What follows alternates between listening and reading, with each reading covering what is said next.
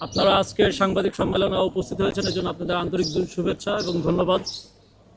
আজকে আমাদের মূল বিষয় হচ্ছে জুলাই জাতীয় সনদ 2025 যেটি বাস্তবায়ন করেছে, তার মধ্যে অনেকগুলো ভুল আমরা পরিলক্ষিত করেছি।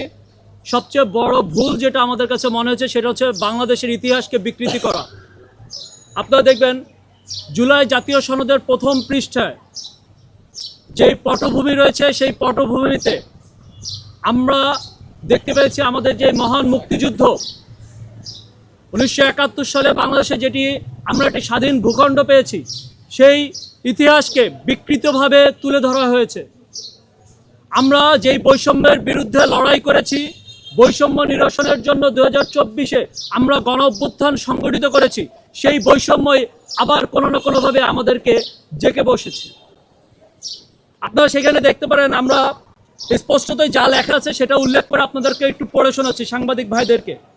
পটভূমির দ্বিতীয় প্যারাতে দেখবেন উল্লেখ আছে 1971 সালের 25শে মার্চ কালরাতে হানাদার বাহিনী, এখানটা কোট করেন, হানাদার বাহিনী শুধু লেখা, কোন হানাদার বাহিনী সেটা লেখা নাই, পাকিস্তানি হানাদার বাহিনী স্পষ্টতই লিখতে হবে।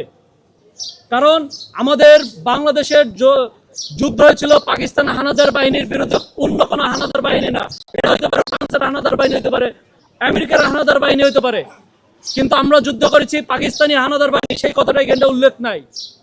যে হানাদার বাহিনী তৎকালীন পূর্ব পাকিস্তানের নিরীহ জনগণের উপর বর্বরোচিত গণহত্যা শুরু করলে পরদিন 26শে মার্চ বাংলাদেশের স্বাধীনতা ঘোষণার পরিণতিতে রক্তক্ষয়ী মুক্তিযুদ্ধের মাধ্যমে এই স্বাধীন দেশের অভ্যুদয় ঘটে।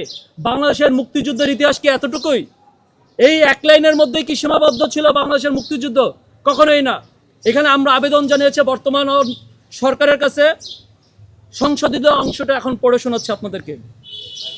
1971 সালের 25শে মার্চ কালো রাতে পাকিস্তানি পাক হানাদার বাহিনী, আল বদর, আল শামস রাজাকার বাহিনী তৎকালীন পূর্ব পাকিস্তান বর্তমান বাংলাদেশের নিরীহ জনগণের উপর বর্বরচিত গণহত্যা শুরু করে, যার পরিপ্রেক্ষিতে পরদিন 26শে মার্চ কালুরঘাট বেতার কেন্দ্রে মেজর জিয়াউর রহমানের মাধ্যমে বাংলাদেশের স্বাধীনতা ঘোষণার পরিণতিতে 9 মাস রক্তক্ষয়ী মুক্তিযুদ্ধের মাধ্যমে 30 লক্ষ শহীদ এবং 2 লক্ষ মা বোনের সম্ভ্রম আত্মত্যাগের মাধ্যমে স্বাধীন ভূখণ্ড বাংলাদেশ গঠিত হয়।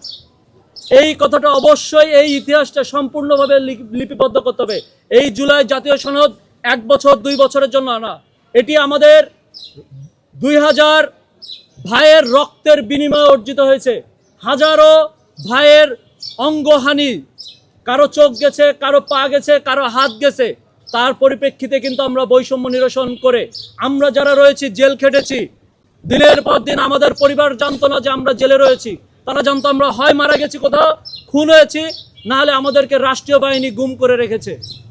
সেই জায়গা থেকে আমরা বলতে চাই যে রাষ্ট্রের এখন সময় এসেছে, পাকিস্তানি কিছু প্রেতাত্মা যারা অন্তর্বর্তীকালীন সরকার উপর ভর করে এই ধরনের বিকৃত ইতিহাস লিপিবদ্ধ করেছে এবং সেটাকে জুলাই জাতীয় সনদে তারা অন্তর্ভুক্ত করে কিভাবে জাতিকে একটি মিথ্যা ইতিহাসের দিকে ঠেলে দিচ্ছিল, সেই জায়গা থেকে আমরা সতর্ক হয়ে বলতে চাই, এই সংশোধন করে, অবশ্যই সংশোধন করে জুলাই জাতীয় সনদ বাস্তবায়ন করতে হবে।